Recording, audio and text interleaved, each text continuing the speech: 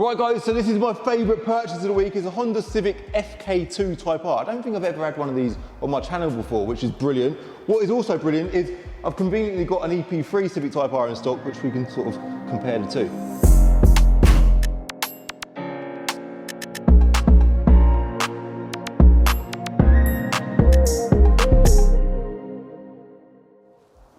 Right, so much to talk about in this video. Firstly, let's talk about how good these cars look together. In our unit, with our painted floor now, with our nice backdrop. Both cars are grey as well, and through most people's eyes, Mrs. is ringing in, just tell her, just filming. Hello? Ramen. Steak, sirloin steak, spring onions, carrot, and we've got chilies, maybe get some more chilies.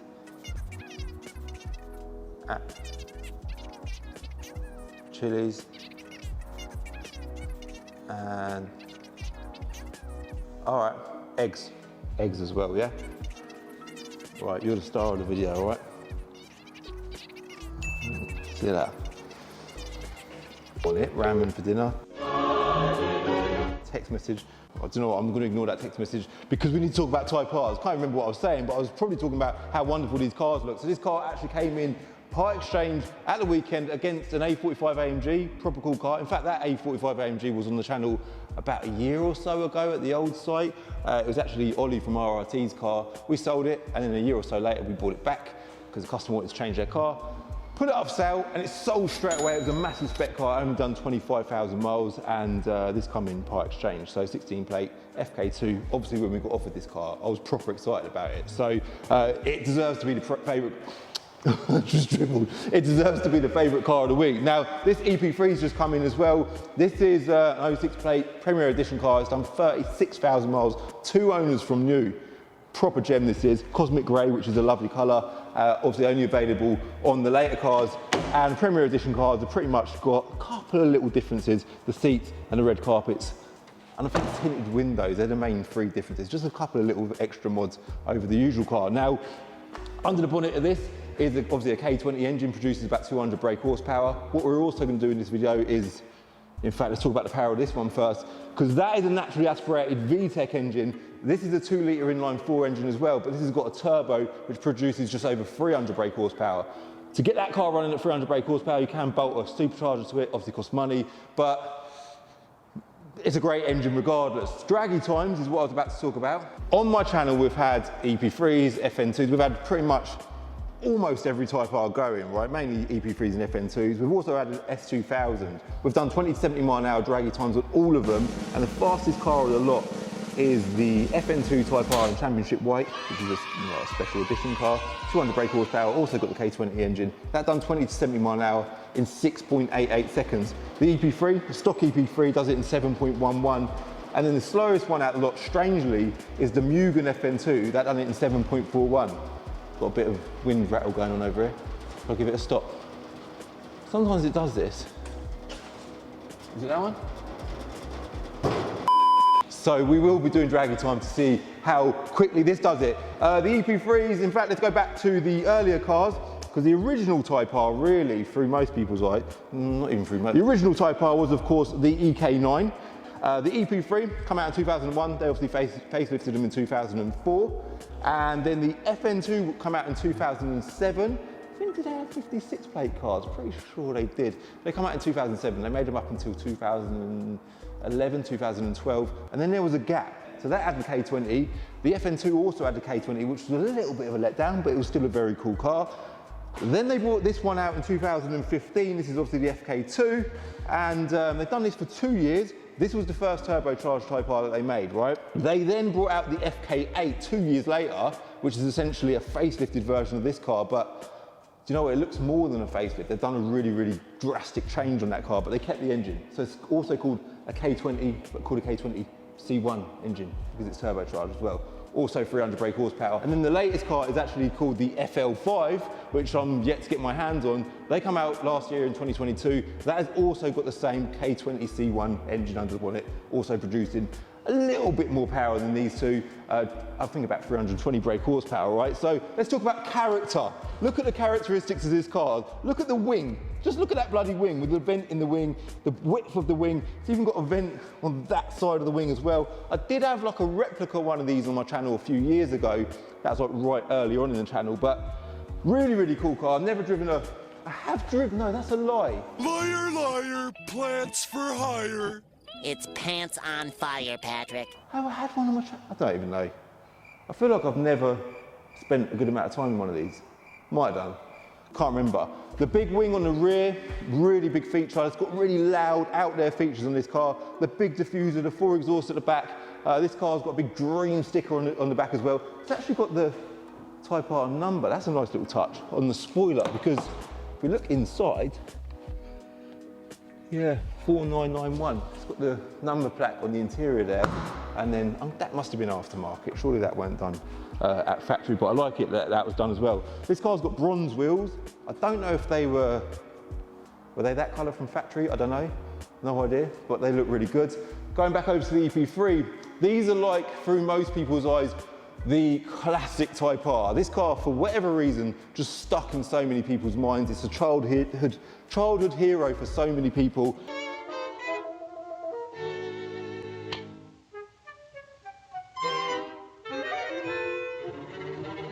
It's got the jacket mounted 6-speed manual gearbox, which, by the way, that is also a 6-speed manual gearbox, and so is pretty much every other Type R on the market. That was only available as a 5-door, whereas these were only available as a 3-door. Now, I suppose what was always a bit of a letdown with these cars is they were just, well, I say letdown, it was also a bit of a plus because they were just raw, they were basic, they didn't really offer much. They had an FM stereo, they didn't have parking sensors or nothing like that, but then when they brought out the FN2, they improved everything apart from the performance. So this car was just always loved by all. I love the Recaro seats in that as well, by the way. We're not going to be driving that car in this video, but what we are going to be doing, in fact I might do that right now, is let's do a car vertical check on both of these cars, yeah?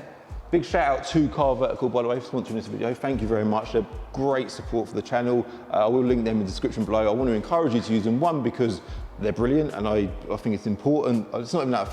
I know it's important that you do your checks when you're buying a used car, but secondly, the input that they have in the channel helps the channel to continue to grow, continue to produce content, and it keeps us all in work, keeps us all busy, and allows us to review and film wonderful cars like this. So please do support them. I appreciate it, they appreciate it, and you'll appreciate it as well, because they'll give you some nice information about a car that you're about to buy. This car here is, it's all good, all green ticks, not stolen. The odometer is good, so it's not been clocked or nothing like that. By the way, the mileage on this car, I didn't say that, did I? What is it? Is it about 60,000? Is it about 60,000? Whilst we're at it, we may as well do a quick hashtag key check for a pair of these cars. EP3 key. There we go, look at that. Yeah, you've seen plenty of them before. Little fobs as well. Remote central locking. Proper got it all going for it. Little Honda key there. And then the key for the Fk2. This one's actually got a pair of keys as well. This one has a carbon cover. That's quite a nice carbon cover actually, look at that. Yeah, very nice. Completely sort of keyless go, yeah. And if we hop in on the inside, the fact that it's a 5-door, by the way, with the concealed handles on the back as well, I quite like that. I quite like that. Oh, I'm looking forward to getting out for a drive in this, man. It is cozy in here. These seats are very snug. Mileage. Wow, what a dashboard. Honestly, what a dashboard. What's up, this gauge heads-up display? Check. 4-door preferences from home interface. Will do so. I was right, 60,896 miles. So back to Car Vertical. Yeah, not stolen. The mileage is all good. It's got no finance on it and it's had no previous damage. Now this car here, which is even more important, by the way, they're sort of 10 years apart, the value of that car is about £14,000. The value of that car today is £18,000. So it goes to show you that they sort of dip and they would have come back up. If you want a car that's done 100,000 miles more than that, you'll save yourself about £10,000. You'll probably pick one up now for about £4,000. So it gives you an idea of the values of these cars. But what I was saying was, when you're buying a car that's a bit of a gem like this, you really want to make sure you do checks, because you do not want to get stung paying top money for an early car with low mileage and then discover that after you've bought it that there's something wrong with it. So what we'll do is, here we go. Not stolen, not clocked, no finance, no damage. And if you scroll down, I know a lot of you, for like regular viewers of the channel, have seen all this before, but it just shows you the graph of how regular the mileage is. You can just see there, this mileage is nice and steady. It looks like it's done its main mileage in the first couple of years of its life, and now it's just been steady. Two owners from new. How cool is that? So I will show you an example of a crashed Civic Type R. Sadly, look how horrible that looks. And that is also on Car Vertical. So if someone had bought that car, they would have done their check, they would have seen it's been in a crash, and it probably would have either put them off the car, or they would have got a reduction on price and bought the car for the correct money, and they would have been really happy thanks to Car Vertical, all right? So I will link them in the description below. Use my code CCD to get a little discount on your car check, all right? Let's now get the FK2 started and hit the road. We're gonna go down to the old site where I used to do the bumpy road, the swirly roads, and then we're going to do draggy times to see how much quicker it is than an EP3 Type R.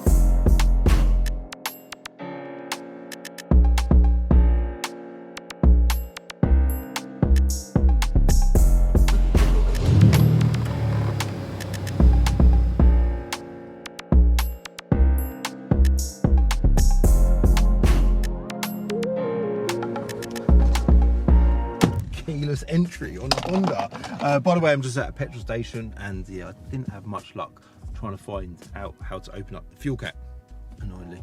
Yeah, this is slightly embarrassing, isn't it? Pull up in my flashy Honda Civic Type R, and I ain't got a bloody clue how to open the fuel cap.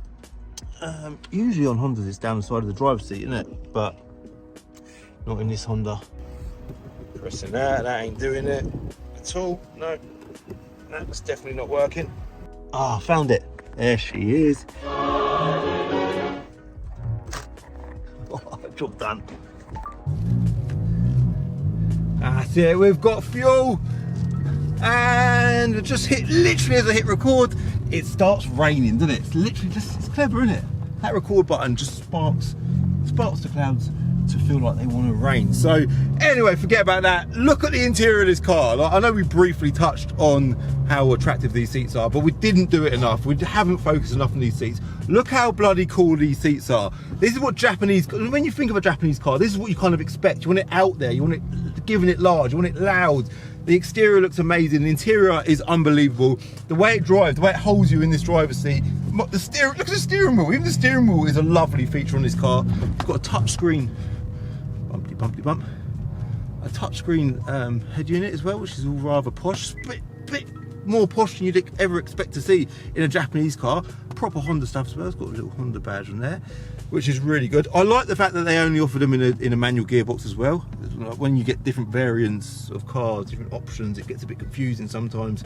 I do think it helps residuals when there's less variants as well. So they're only available with 5-door. They're only available with a manual gearbox. And this car is a stock car. It currently has fuel in it as well. Just put a bit of V-power in it. And so far, I am loving it. Let's cut to past these lights. This is it. We turn left onto Galley Lane. This is where our old site was. Front-wheel drive car, of course. Look at that power, man! That is pulling unbelievably well. We have liftoff.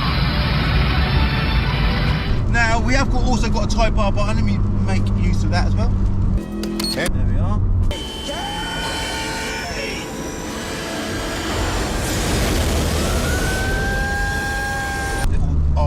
R badge on the dash there. We've got a little boost gauge just popped up as well. So we've had a little bit of a slight transformation here again. Let me just turn that off. Oh yeah, the white lights on the rev counter and stuff go from white to red. And we've got a few little features, little additionals up the top there as well. To show you what gear you're in. It shows you what gear you're in regardless of whether you've got the Type R mode on or not. So I love the fact as well that, by the way, we're on the windy road. Surely this car ain't stock. I've sort of told the world that this car's stock, but oh my god, this is proper quick. But what I was about to say was, I love the fact that the rev counter is situated bang in the centre of the dash as well, right in front of the driver. And I was also going to say that this is kind of like the Civic Type R that we always wanted. Like the EP3 was wonderful, and at the point in time when it came out, everyone loved it. It served its purpose, it fitted in the market perfectly. But then as time went on, it became a bit maybe underwhelming. It's still a gem of a car. I am not putting them down. I absolutely love it, EP3 Type Rs. By the way, we're currently turning right onto the bumpy road, which is a horrible road. And the EP3, the things it lacked was 1, turbo, and 2, the interior needed a bit of it's soaking up the bumps all right, by the way. Okay. It's not meant to be a luxury car, is it? It's an erratic Japanese sports hatch. So the boost is coming in from really low, by the way. I don't know if this is stock. I should know, shouldn't I? But anyway, when they brought out the FN2, they sorted out the interior. So that was one big box ticked. But they didn't add the turbo to the engine. So we still had the K20 engine, which everyone loves. Super reliable, performs really well. But we needed a turbo. Then they brought out the FK2, and we had a turbo. We had a revised version of the, I say a revised version, they got the FN2 interior, the layout, the dash, the creature comforts the FN2 had, and they just made it better. So we now have a turbocharged 5-door Civic Type R, 5-door as well, which is really cool, with a wonderful interior and a turbo, and still front wheel drive, and still a manual gearbox. Still got the rev lights on the dash as well. I really hope that we're not going to have a battle doing 20 to 70 miles an hour, because that is the important part of this video. The EP3 done it in 7.11 seconds. I know we're going to beat it, well we should, if it was dry. We've got Michelin tyres. I think we should be alright. But there's only one way to find out. I'm looking, or I'm hoping for, provided we can get the power down, at least, I don't know, 6.5 seconds at the most. 6.5 at the most, yeah? Let's just see how we get on. Is it quicker than an S2000? Is it quicker than it? It's got to be better than all of them. Let's just cut to the chase. Right, ready? 3, 2, 1. Wheel spin, no.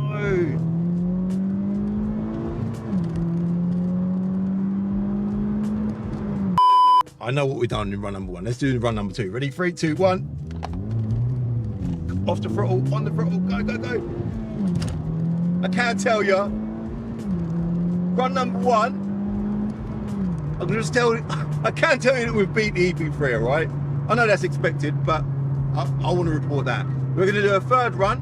Yeah, third and final run, because that's what we do on this channel. It's only fair that we treat every car the same. And by the way, if you're new here, the main reason why we do 20 to 70 and not 0 to 60, I suppose, or 2 reasons, is 1, it's sensible. There's a rattle coming from somewhere. I hate rattles. 1, is sensible, and 2, it's less harmful to the car. All right, let's do run number 3. 3, 2, 1. That's a good one, cow.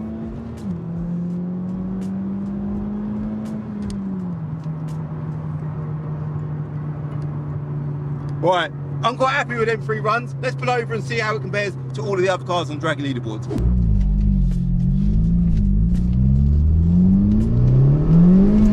So I have just pulled over and had a little look at the Dragon leaderboards, and I can confirm that run number 1, we've done it in 6.47 seconds, yeah? So my aim was to be better than 6.5 seconds. So run number 1, we've done it. So I was well pleased with that. But then I thought, well, we can do better than that. That's first run, we had a bit of wheel spin, and the second run we've done it in 5.91 seconds, yeah, which is amazing. We're now in the 5s, yeah. Then I've done a third and final run, and I've done better again. We've done 20 to 70 miles an hour in 5.82 seconds. Now, if we look at the Dragon leaderboards and look at where it falls, it is quicker than a manual gearbox E46 M3 CS, which is impressive. That's 343 brake horsepower. It is slightly quicker than a 350 brake horsepower Renault Megane R26 F1. That's also a manual gearbox car. Not quite as quick as the Alfa Romeo Giulietta Veloce, but that car there has got a dual clutch gearbox. So obviously with the pauses between gears, you lose a bit of time. So really impressive time. Overall, just a really impressive car. I haven't talked enough about, I don't know, I suppose I have talked enough about the overall look and feel of the car, but I just feel like there's so much more I could have highlighted on the front end, the rear end, the big wing on the back. I know I mentioned it earlier, the shape of the rear lights, just it's got so much going for it. The sound as well, sounds unreal. The power delivery is incredible. Like, what this car offers is amazing. It's even got sat nav, and I just noticed it's offering me to be located to all the local Honda garages. Touchscreen sat nav in Honda Type R. So I'm going to wrap it up, leave it as that. This is my favourite purchase of the week. I hope you like this video. If you did like this video, do me a favour and hit like, hit subscribe if you're new. Give me a follow on Instagram as well, @CamsCarDiary. And also I'm going to remind you that I've linked Car Vertical in the description below.